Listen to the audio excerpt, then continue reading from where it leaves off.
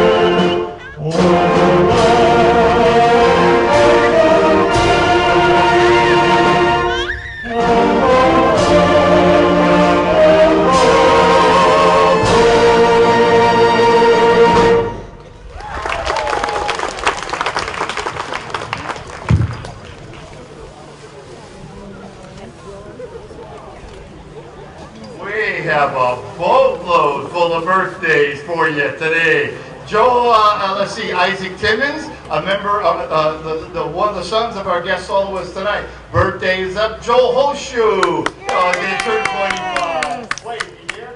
Oh, okay, yeah. Joel sometimes can be tardy. Evelyn Kesselbeck, Don's mom's birthday is on Saturday. Irvin Rance is 96, and Carol Williams is almost there. She's 90. Happy birthday, kid!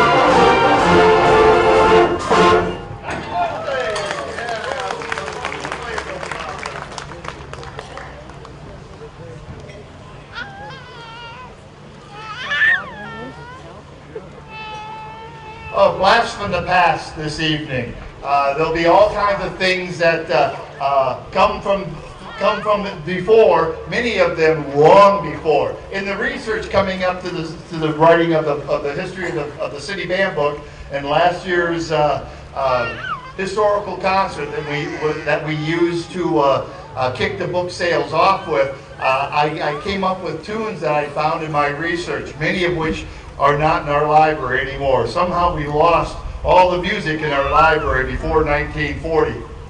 And there's a lot of music and a lot of music history before then. So I've been able to dig these pieces out from different cracks and croonings all over the country. And right now is a 1901 Brooks Chicago Marine Band March. He was a contemporary of Sousa's, not quite as famous, but he had a great little band in Chicago. This was played at a concert in 1909 by Professor Witzman, and it was a time when the Eagles band was way strong. So the City Band would just put on Eagles jackets and call themselves the City Band.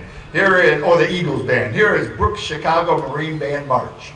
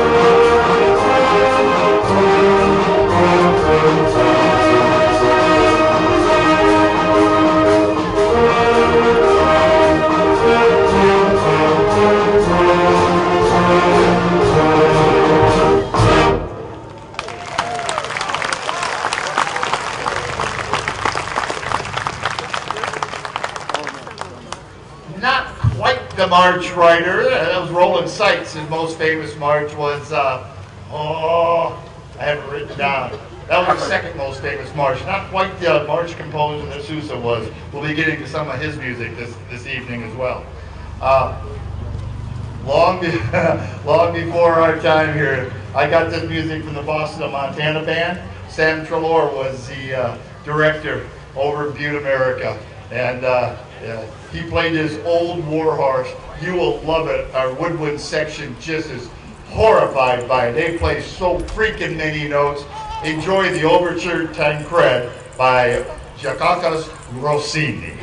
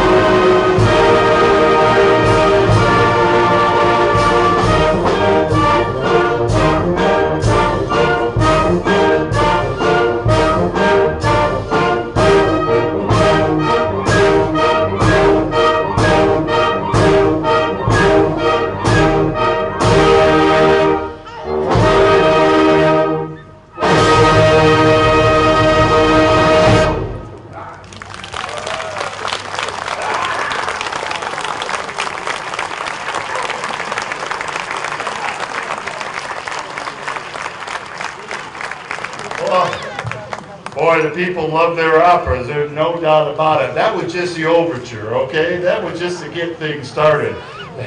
And Rossini messed with you thinking, wow, is that really it right there? No, hell yeah, another 5 minutes to go.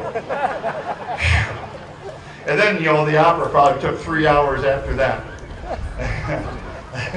John Philip Sousa, oh, hey, our wonderful volunteers are now spreading out amongst you as you squiggle in your chair and you dig for your wallet or maybe your bag. Maybe you brought your handbag or maybe you keep it on a money belt, you know.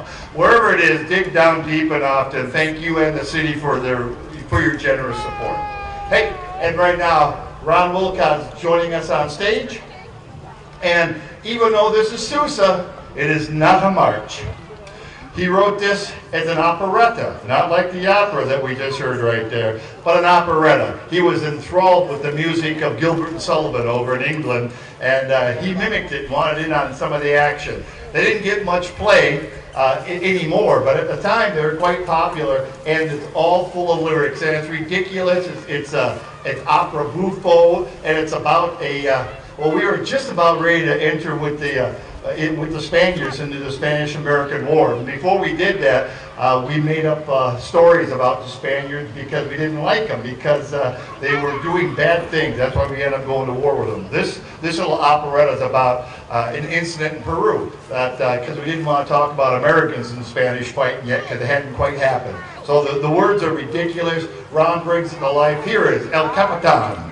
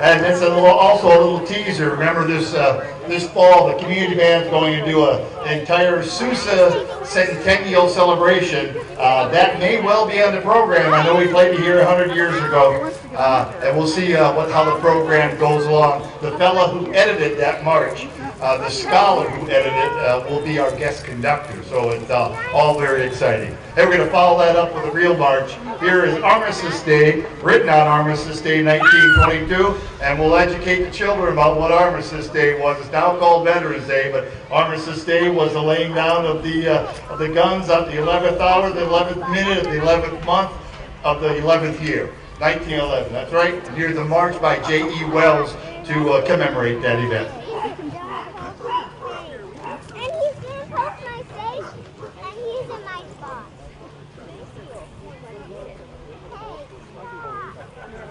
Yeah.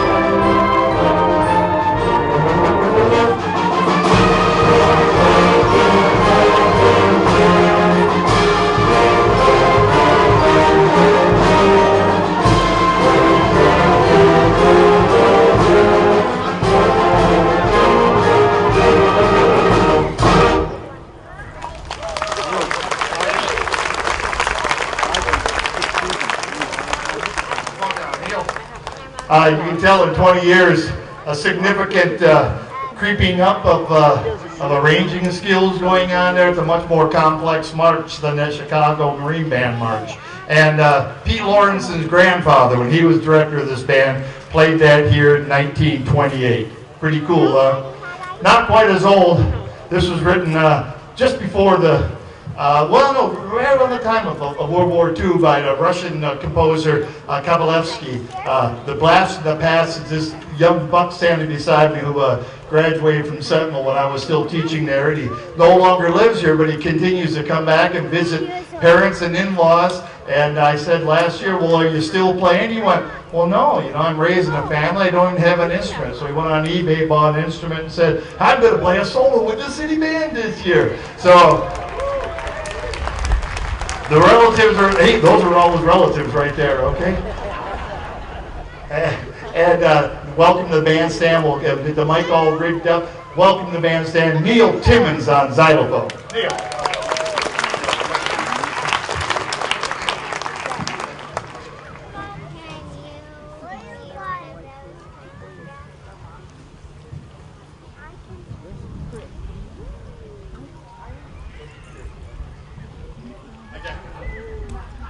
Kabalevsky wrote it. It's called Comedian's Gallop.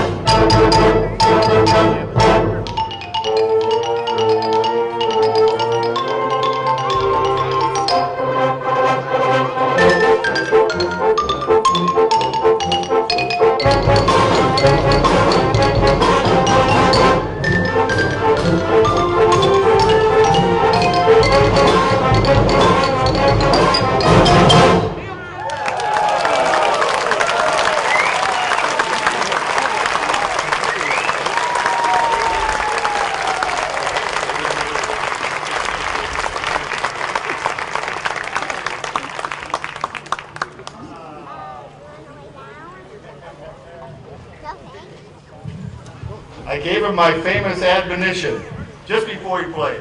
Don't suck. Get going, Neil. Maybe he'll lead him back to music again. As a child, I remember him saying, music is my life. Well, then you get married and you have kids and you got a mortgage and all that stuff, and sometimes it gets in the way. I'm thinking that maybe he'll come back to the boy. He doesn't suck indeed. Hey, back in 1914, this was played on the program on September 19th. The weather must have been good that year. This is by an Irish composer, and for all of you that love waltzes, enjoy this. People even older than me. That's right, kids. Look out there. There are people older than me out there, and they long for waltzes. This is called Nights of Gladness.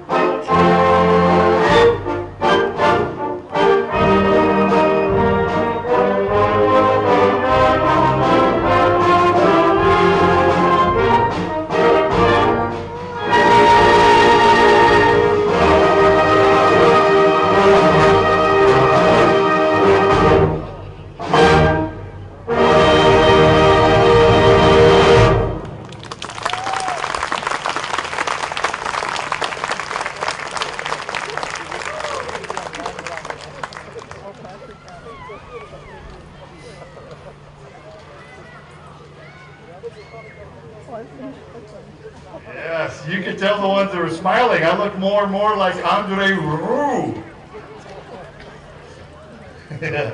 If you don't get that joke, that's okay. You just don't watch enough public TV. Thank you, horn players, for keeping us going on that. There's enough waltz to last you for a couple weeks, kids. This composition was played on our concert, the first concert of the year in 1910. You know, it's amazing to go that far back, 110 years back, and know this is the same tunes. Now, this venue wasn't here. These concerts were going down, for the most part, on the courthouse steps, and then for a little bit there was a little bandstand, and then that phony bandstand they put up down there. But there was a real bandstand and a wooden bandstand. We didn't move out here to Bonner Park until almost the 70s with an old wood structure. But these same tunes are being played, and from the book, if you've been doing your reading, kids, again, lucky thing I've got some for sale right down here. Thank you for bringing that up, Ross. Our director Alan had but one season. This was the first tune on his only season of conducting a city band. You'll have to read the book to find out what happened to that sucker. Here is a serenade called "The Garden of Dreams."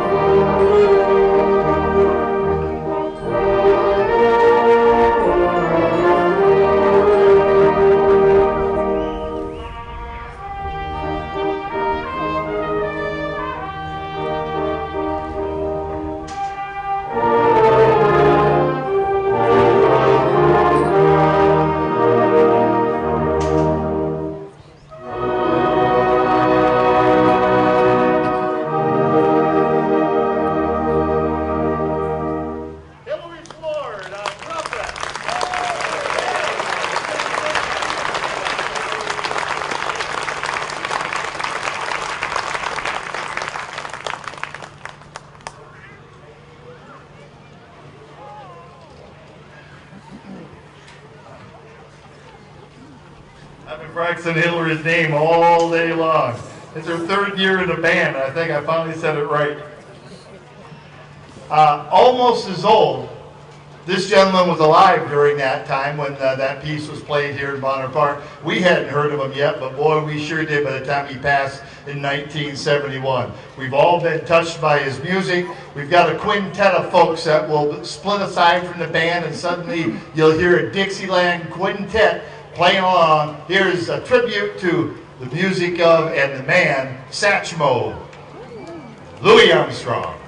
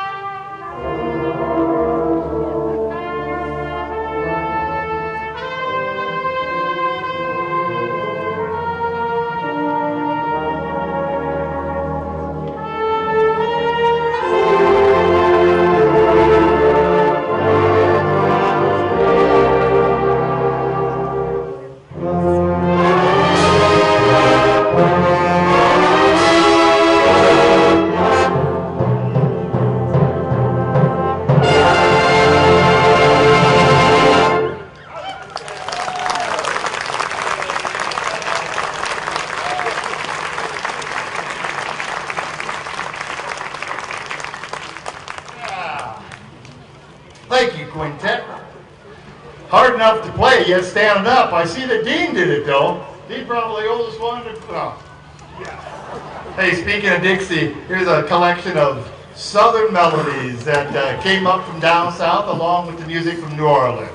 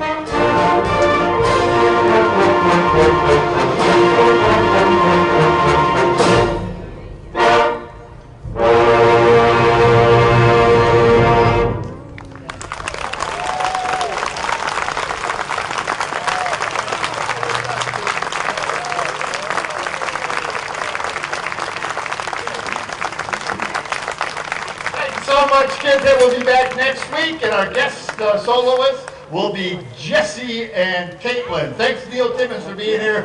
Ron on your vocals. See you next week, kids. Thanks so much.